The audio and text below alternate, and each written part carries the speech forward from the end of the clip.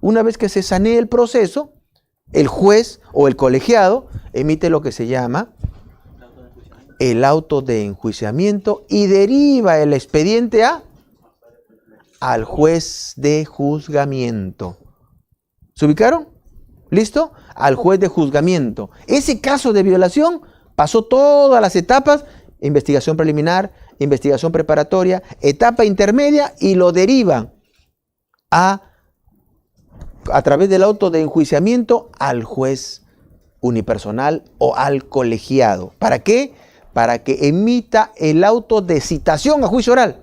Es donde se va a realizar esta diligencia. Y eso es lo que hemos venido a conversar hoy día sobre el juicio oral. ¿Correcto? ¿Listo? Muy bien. ¿Qué es el juicio oral?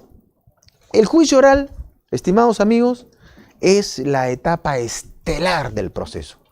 Es la etapa más importante del proceso, que se realiza bajo los principios de la acusación.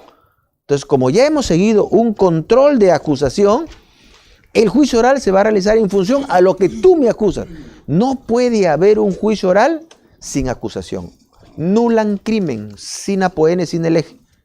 No hay pena sin delito previo. No hay condena sin juicio previo. ¿Correcto? Entonces, sobre la base de la acusación, voy a empezar el juicio.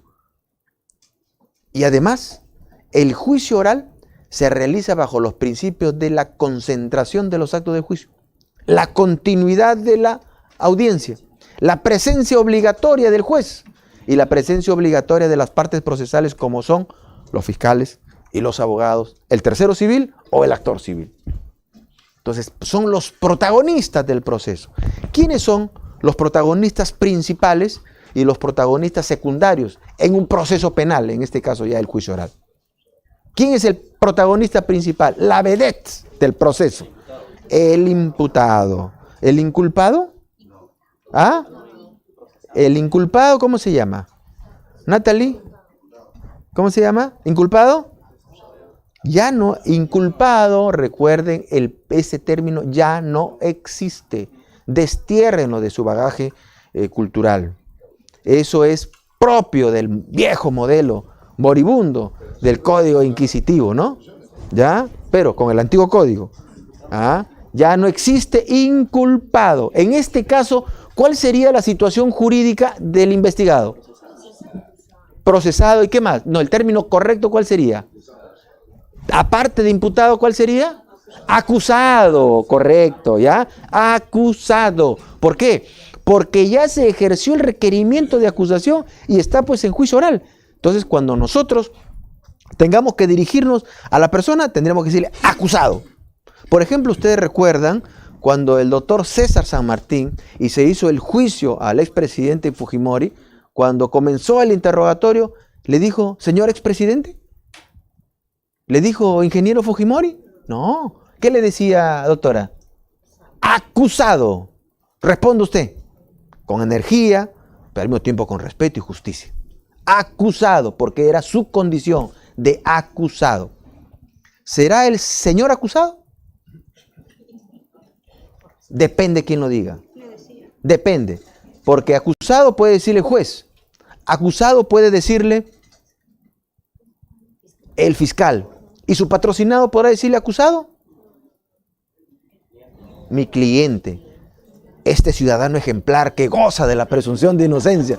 No pueden ustedes elevarlo a la categoría de acusado, porque están poniendo al mismo nivel del fiscal, ¿no? Ustedes tienen otra teoría del caso, que están planteando la absolución para su patrocinado. Por eso jamás le digan, si son abogados, si son abogados, acusado a su patrocinado. Y miren, para poder redondear la idea, la persona que se le ha iniciado una investigación preliminar, ¿cómo se llama? Investigado, ¿correcto? O indiciado, ¿correcto? ¿Listo? Continuamos. Formalizada la investigación, ¿cómo se llama? Imputado o procesado, ¿ya? ¿Por qué? Porque a partir de allí se está judicializando el caso, ¿ya? Entonces, investigado, indiciado, procesado e imputado en investigación preparatoria, pasa a la etapa intermedia, sigue siendo imputado, pero se presenta el control de acusación y es saneado, ¿cómo se llama? Acusado.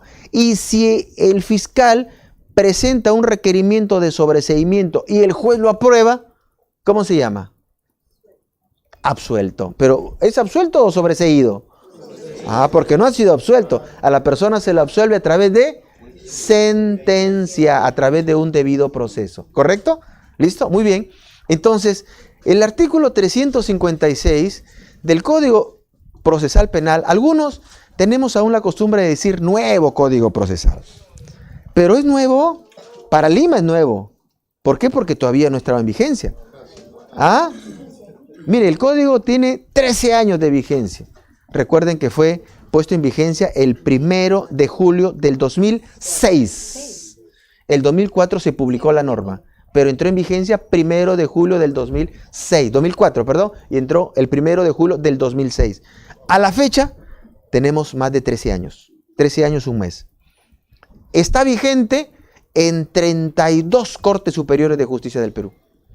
De acuerdo a la nueva calendarización que ha formulado el ministro de Justicia, el 1 de octubre debe entrar en vigencia el nuevo Código Procesal Penal en la Corte Superior de Justicia de Lima Este. Y el 1 de julio del año 2020 debe entrar en vigencia en las Cortes Superiores de Justicia de Lima Sur, Lima Centro, y lo que le faltó decir a la norma, a la Sala Penal Nacional. Claro, Lima Centro es la Corte de Lima, ¿no? Pero no es la Sala Penal Nacional, que es diferente. Recuerden que ahora la Sala Penal Nacional es una corte que se llama Corte Superior de Justicia Nacional, especializada en delitos de crimen organizado y corrupción de funcionarios, en la cual ahí yo tengo el honor de pertenecer al colegiado A o a la primera Sala Penal de crimen organizado, ¿ya? Entonces, pregunta de examen, cuando sea constituida la Junta Nacional de Justicia, ¿cuántos distritos judiciales tiene el Perú? ¿Salinas? ¿Cuánto? ¿Cuánto? Es pregunta cerrada, así de objetiva. 37. ¿Cuántos? ¿Cuánto? 37. ¿Cuántas? ¿Cuántas, Natalie? ¿Cuántas? ¿Cuántas cortes? 36. ¿Saí? 30. Jalados toditos. Roger, por favor, me lo jalo a todos. 35, recuerden, ¿ya? 35. ¿Quién es la última corte, la Cenicienta, que se ha creado? No, ¿cuál? ¿La de Ventanilla? ¿Del Callao? ¿Lima Este? ¿Lima Centro? La ex Sala Penal Nacional. Ya no hay Sala Penal Nacional, ahora es la Corte, ¿no?, Nacional especializada en crimen organizado y corrupción de funcionarios. Es la Corte número 35. En consecuencia, ¿cuántos distritos fiscales y judiciales tiene el Perú? 35, esa es la respuesta, ¿ya? Muy bien. A ver, ¿qué vamos a decir? ¿Qué es lo que comprende el juicio oral? Si estamos en la etapa estelar del proceso, a ver, chicos, escúchenme. Si estamos en la etapa estelar del proceso, ¿qué comprende? ¿Cuál es la estructura que tenemos del código del juicio oral? En este juicio oral se realizan un conjunto de actos de prueba, un conjunto de actos judiciales mediante el cual en forma sucesiva se va realizando para poder demostrar a través de la prueba la responsabilidad o la inocencia del acusado.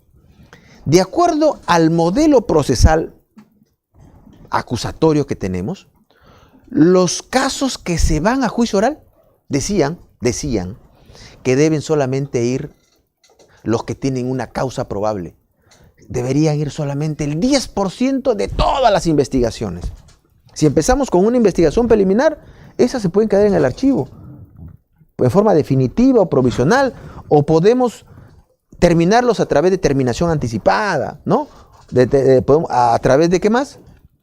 A través de colaboración eficaz podríamos concluirlos. Pero los casos grandes donde existe una grave sospecha y una prognosis de alta responsabilidad condenatoria, esos son los que tienen que ir a juicio. Estamos hablando del 10%. Y si esos van a juicio, ese juicio tiene que estar premunido de las máximas garantías procesales.